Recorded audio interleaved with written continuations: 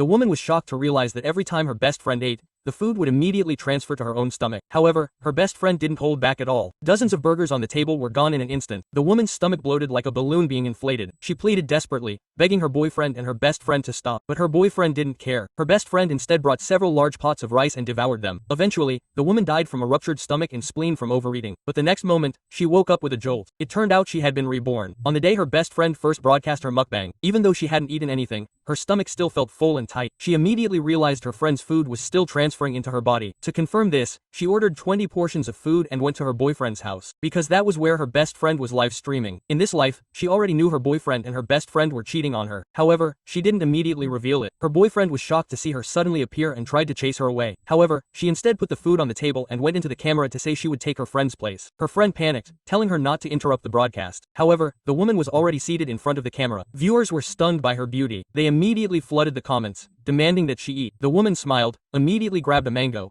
a food her best friend was allergic to, and ate it deliberately. However, her best friend didn't react. She thought she didn't have enough food, and devoured a large tart. Her best friend quickly stopped her, afraid of stealing her popularity. Her boyfriend also pulled her away. Her best friend then ate the super hot spicy noodles. The food transferred back to the woman's body. Her stomach felt like it was on fire, but she pretended to advise her friend, citing health concerns, and gave her a lighter 8-ingredient porridge. The audience was touched by this. They flooded her with virtual gifts, even asking her friend to take a break so she could continue broadcasting. Her boyfriend, seeing the soaring viewership, immediately changed his attitude and kindly told her to keep eating. However, after finishing all the mango-flavored food, her best friend still didn't react. At that point, the woman was completely conscious. She couldn't influence her best friend at all. The broadcast ended. She immediately vomited all the food, but her stomach was still full. When she opened her phone, she saw her best friend eating bacon on another broadcast. She quickly typed a message, telling her to stop. However, her friend only smiled sarcastically and ate even more voraciously. The woman was forced to send a virtual gift to get her to stop, but after receiving the gift, her friend instead grabbed a large tub of mayonnaise and ate it with a spoon. The woman's stomach ached to the point of nearly fainting. With her last remaining strength, she called an ambulance. Ultimately, her life was saved. However, the diagnosis remained the same as in her previous life: